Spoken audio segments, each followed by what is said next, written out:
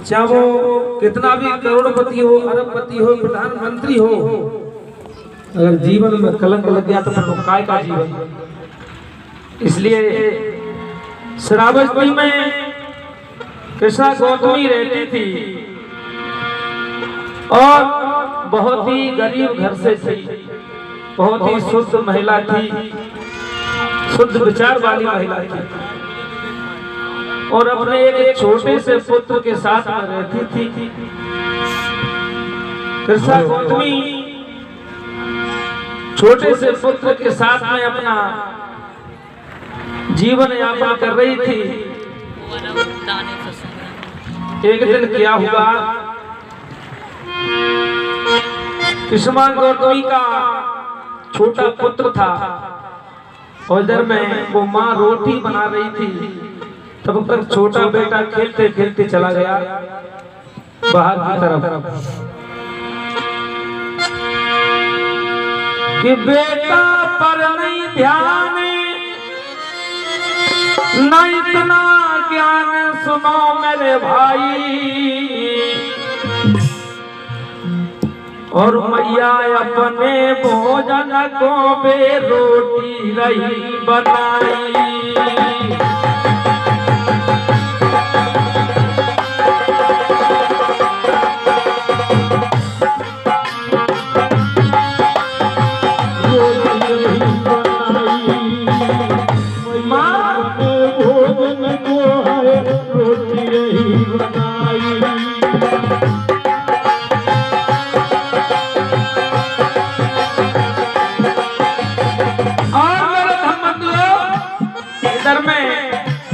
बच्चा खेलते खेलते चला गया थोड़ी दूर जहाँ पे मैया की नजर थी।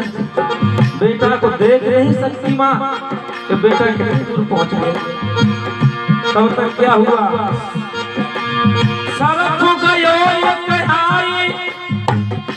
बेटा लगा खाई, सुनो मेरे भाई, सुनो मेरे भाई। बगिया में लला खेलो, बगिया में लला खेल रहे हो। तब तक एक सर्प कहीं से आया और बेटा को डस गया। उस बेटा के रे अंग में वो जहर गयो समाई।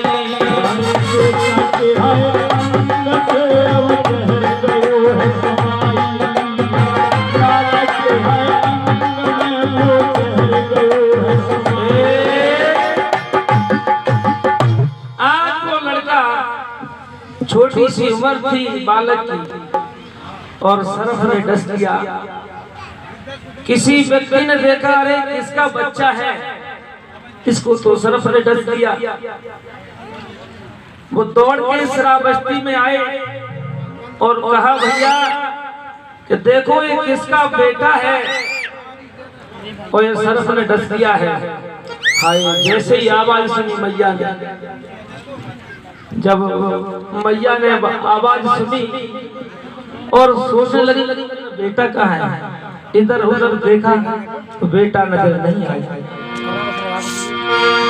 आय हाय, जैसे ही सर्प ने डस लिया, इतनी बात सुनी मैया तो मैया के पैरों के नीचे से धरती खिसक गई। दिल धड़कने लगा मैया का।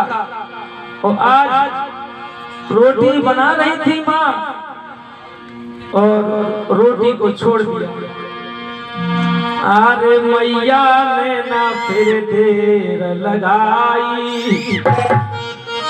अरे दौड़ के वो बगिया में आई और उठाड़े पे खाते पछार रे। और डस लो मेरा बेटा सरफ ने कैसी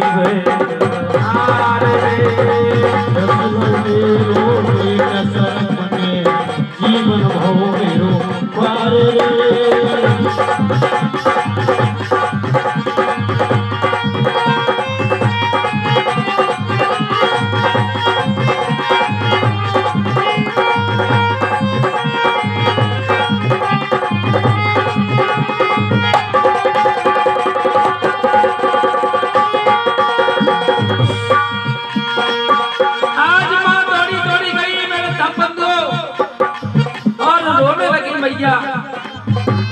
तब कहते हैं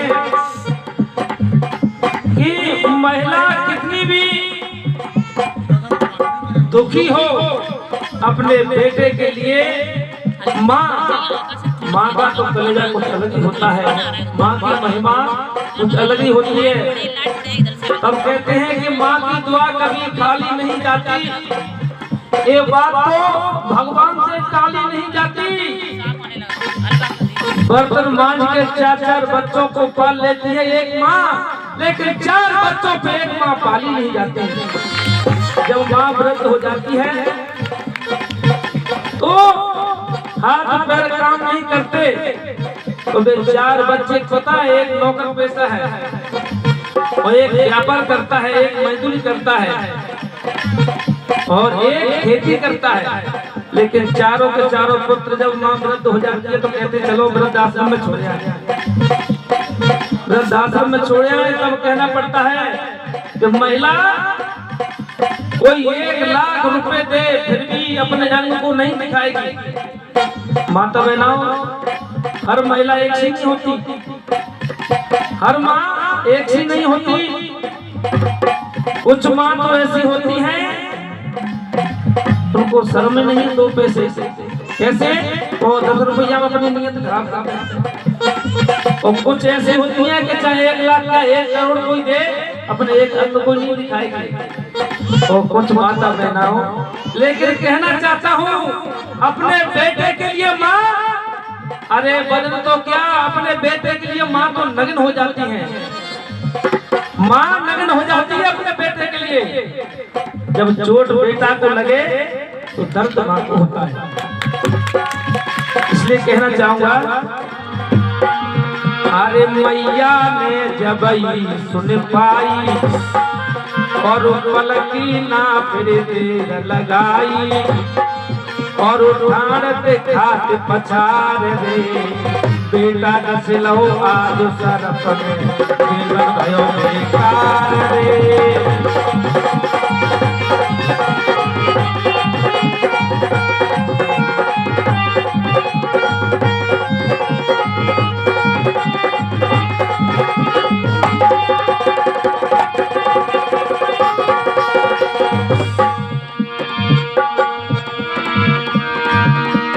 और क्या बोली माँ,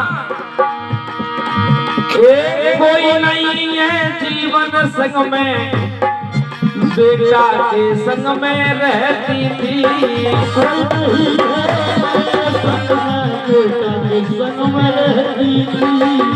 मेरा कोई नहीं इस दुनिया में, मैं कहाँ जाऊंगी बिना बेटा के, कैसे रह पाऊंगी। आज माँ लाभ करने लगी मेरे धम बंधुओं, आज माँ रोने लगी। बिन बेटा के इस दुनिया में जीवन कैसे बिताऊंगी, जीवन को कैसे आज बिताऊंगी। अरे नैनन से रही बहाई, बेटा ओ मेरा बेटा तू कहाँ चला गया। इस प्रकार से धर्म बंधु रोने लगी माँ। अरे नैनन से रही बहाई और दिल में भारी रही घबराई और ठानत खात पछाड़ रे, बेटा नस्लो आज सरफ में जीवन भव बेकार रे।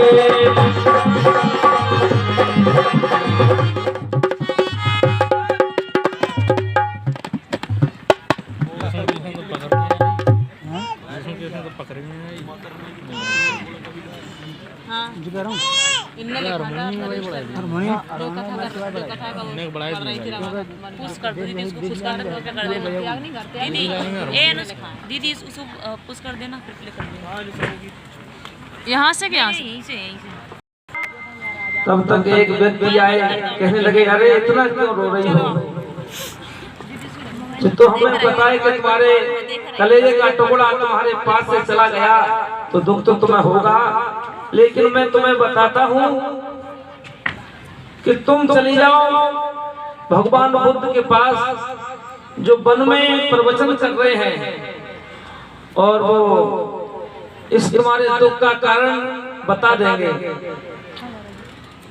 तुम भगवान बुद्ध के पास जाओगी तो उनके पास हर समस्या का समाधान है।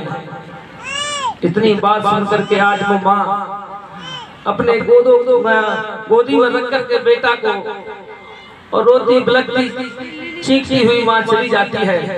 जहाँ पे वो भगवान प्रवचन कर रहे थे उस जगह पे पहुंच गई।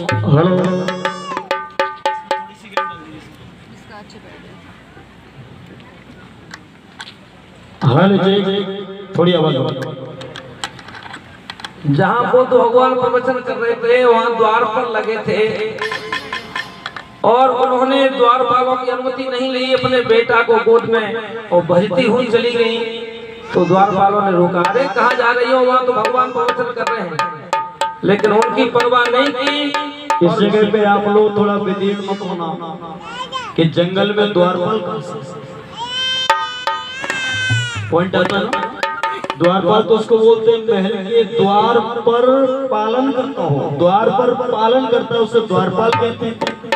तो वहाँ द्वारपाल से अर्थ है कि भगवान बुद्ध की व्यवस्था में जो लोग मेन जगह पे खड़े थे कि किसको अंदर जाना है किसको नहीं जाना है, उनको ही द्वारपाल का रूप दिया गया था। तो आप लोग अन्यथा इस बात को मत लेना। बोले भगवान बुद्ध की। जैसे कि यहाँ बुद्ध गाथा हो रही है तो वहाँ दो लोग खड़े हो व्यवस्था बनाने के लिए, ऐसे ही वहाँ दो लोग खड़े थे, उसको द्वारपाल भी कहते हैं।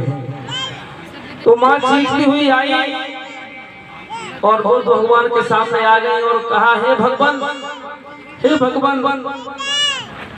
बुद्ध भगवान बोले, क्या बात है, क्यों दुखी हो?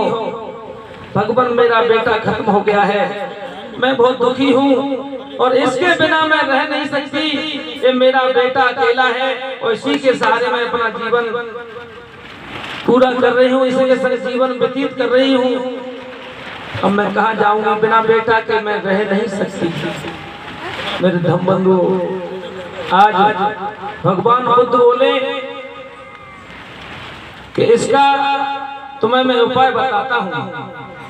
तुम्हारा बेटा जिंदा हो जाएगा, लेकिन तुम्हें जो मैं कहूँगा वो काम करना होगा। अच्छा, हाँ बताइए। अरे मैं अपने पुत्र के लिए सर्वोच्च न्यौछावर कर दूंगी। तुम कहो तो जलती हुई अग्नि में कूद जाऊं, तुम कहो तो आसमान से छलांग लगा दूं, तुम कहो तो एक नहीं अनेक प्रयत्न करूं, लेकिन महात्मा मेरा पुत्र कैसे वापस आएगा ये यत्र बताइए। तो सुनिएगा, बताओ। मैं बताता हूँ। बताओ कि तुम इस श्रावस्ती में से किसी के घर से एक मुट्ठी सरसों लाना।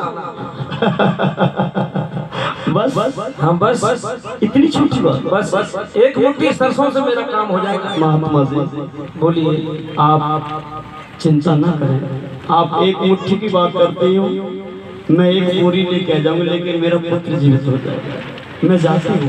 पहले आप सरसों लेकर के तो आए। हाँ मैं अभी जाती हूँ जी।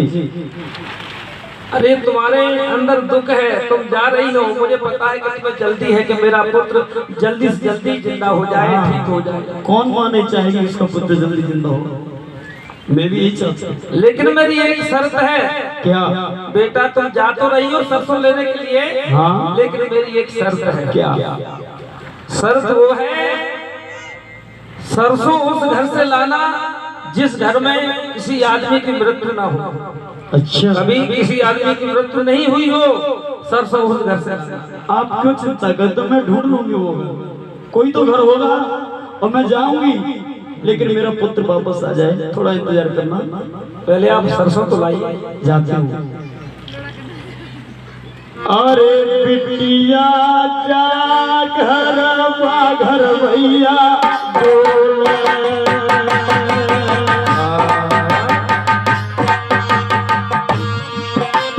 बेटिया जा घर भैया डोले, रोए रोए के मुख से बोले, रोई रोई के मुख से बोले। अरे थोड़ी देर में दीवार खोले,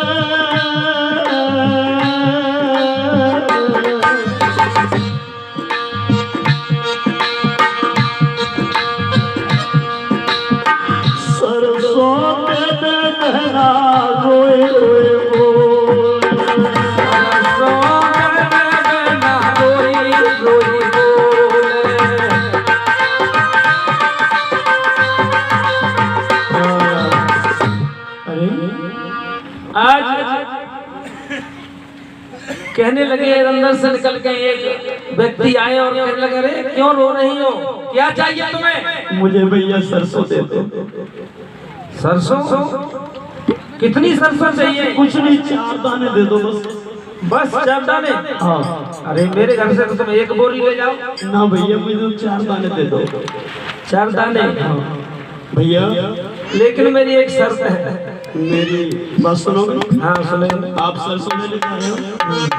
भैया एक बात बताओ, बोलिए। कभी तुम्हारे घर में कोई किसी की मृत्यु तो नहीं हुई? मृत्यु तो हुई है, 1 साल पहले हमारे पिताजी खत्म हो गए। भैया आप कष्ट मत करिए, मैं कहीं दूसरी जगह से ले लूंगी।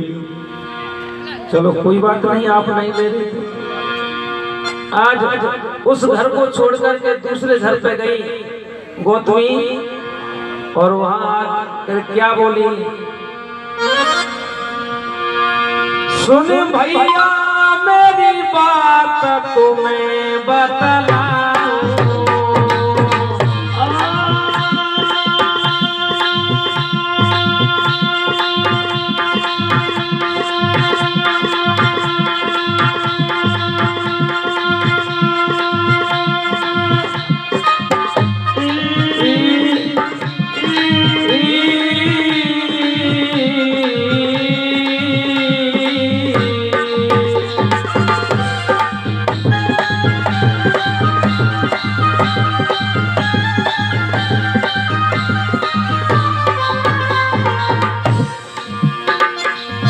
कहने लगी, भैया अपने दुख की तुम्हें बतलाऊं। बोलो बोलो ना, क्या दुख है? और एक मुट्ठी सरसों में पाऊं। मिलेगी मिलेगी, रो क्यों रही हो? 1 मुट्ठी नहीं, अरे बहना हम तुम्हें 1 किलो दे देंगे। जाओ। नहीं, 1 मुट्ठी चाहिए, 1 किलो से कुछ नहीं होगा। तो तुम ठहरो, मेरा काम तो 1 मुट्ठी से हो जाएगा। ठहरो, मैं अभी तक लाइए। लेकिन मेरे एक बात है। क्या भैया? हाँ, कि मुझे ये बताइए कि आपके घर में किसी की मृत्यु तो नहीं हुई? कैसी पागल हो गए हैं, ऐसा बड़ा कोई घर हो सकता है? ओ जी 3 महीना पहले पहला मैया जी स्वर्ग से धारी, कौ घर पर को मरो न हुए, कैसी तेरी नियति, ये कैसी तेरी सोच है? ऐसा कोई घर नहीं है बहना, मेरे घर में मेरी माँ मर गई है, लेकिन सरसों ले जाओ तो। भैया मोई नहीं चाहिए सरसों, वो तो वहाँ से लौट पड़ी।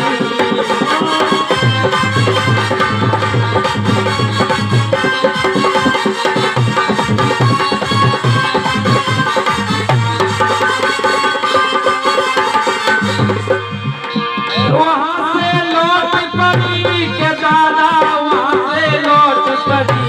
ओ भैया, ओ भैया, ओ भैया, ए भैया कोई वही सरसों छोड़ के वाले भाग चली।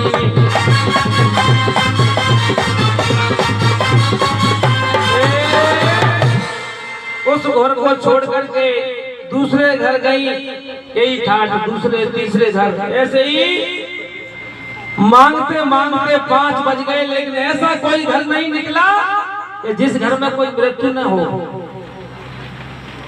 अब तो लौट के वो गौतमी कहाँ आई, जहाँ भगवान बुद्ध प्रवचन कर रहे थे। और जैसे ही लौट करके आई, बेटी के साथ हाँ सरसों ले आई। महाराज नहीं, क्यों? ऐसा कोई घर ही नहीं मिला कि जिस घर में किसी की मृत्यु न हो। अच्छा हाँ, देखिए शायद कोई घर मिल जाता बेटा, और परिश्रम करते। ऐसा कोई घर नहीं मिला मुझे भगवान। मैं पूरे श्रावस्ती नगर में घूम आई। किसान हाँ, श्रावस्ती में नहीं मेरी बेटी, ये पूरे संसार में देहरी देहरी पे चली जा, लेकिन ऐसा घर तुम्हें कोई मिलेगा ही नहीं जहाँ कोई मृत्यु ना हो। अच्छा, ऐसा कोई घर नहीं मिलेगा। हाँ, पूरे और इसलिए बेटी यही सच्चाई है कि तेरा पुत्र कोई पहली बार नहीं मरा है और ये घटना किसी एक घर में पहली बार नहीं है। बेटी ये तो संसार का चक्र है जो चलता रहता है। ये दुख आज तेरे घर में कल किसी और के घर में होगा। तुझे भी जाना है, मुझे भी जाना है। ये मैं जानता हूँ कि तेरे पुत्र के जाने का तुझे बहुत ज्यादा दुख है, लेकिन बेटी सत्यता को समझ ले, आना भी सत्य है और मनुष्य का जाना भी सत्य है। बिल्कुल भगवान, मेरी समझ में आ गया। हाँ, जिसने जन्म लिया है उसको एक ना एक दिन मरना जरूर है। ये सत्य है। तब कहते हैं, हे माटी के पुतले, तुझको कितना गुरूर है और एक दिन दुनिया को छोड़ के जाना जरूर है। बेटी किसान, हाँ, मैंने जो बोला है और इसके बाद तुम्हारा दुख कम हुआ है या ज्यादा हुआ? मेरा दुख तो कम हो गया और मेरी समझ में भी आ गया, मेरे दुख का निवारण हो गया। जोरदार ताली बजा दीजिए। यहाँ भगवान बुद्ध के प्रवचन से किसान बुद्ध का पुत्र जाने के बाद भी बुद्ध ने अपनी वाणी से उसके दुख के संकट का निवारण कर दिया है। और उधर मैया किसान गौतमी और अपने पुत्र को लेकर के चली गई और कहीं जाकर के उन्होंने बताते हैं। और इसी के साथ बोलेंगे, बोलिए बुद्ध भगवान की। और एक छोटा सा दृष्टांत है और उसके बाद में कथा गुरुदेव भी पढ़ेंगे। तो ऐसे ही हमारे सुमन प्रताप बौद्ध गुरु जी एक प्रवचन कर रहे थे, बोध गाथा कर रहे थे। तो एक व्यक्ति दौड़ा दौड़ा आया और दौड़ा दौड़ा आया, बहुत परेशान था, आकर के चरणों में गिर गया। गुरुजी बोले, क्या हुआ? गुरुजी मैं बहुत परेशान हूँ। अच्छा, इतना परेशान है कि हाँ मैं बहुत परेशान हूँ। क्या बात हो गई? मैं इसलिए परेशान हूँ, बात ये हो गई कि मेरी घरवाली मुझे बहुत परेशान करती है और इससे छुटकारा मुझे मिल जाए तो ही मेरा जीवन सही रहेगा, नहीं तो मैं मर जाऊंगा। गुरुजी बोले, क्या बात है? तेरे पत्नी तुझे परेशान करती है, कुछ काम वाम की कहते हो या पैसे की कहते होगी? तू पैसा कमाता नहीं होगा? नहीं महाराज, नहीं गुरुजी, पैसे तो मैं बहुत कमाता हूँ। तो लेकिन मुझसे कहती है कि तुम झूठ मत बोलो। अब मेरी भोपाल की दुकान है और भोपाल में मैं झूठ नहीं बोलूंगा तो भोपाल चलेगा नहीं।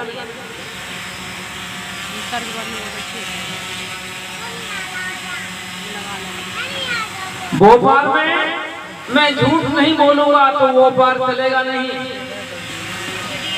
अब ये कहती है कि आप झूठ मत बोलो। अब ये 4 बच्चे हैं मेरे साथ, पूरी गृहस्थी है और इस भोपाल को मैं नहीं करूंगा तो गृहस्थी कैसे चलाऊंगा? लेकिन मैं एक शर्त करता हूँ, मैं झूठ नहीं बोलूंगा।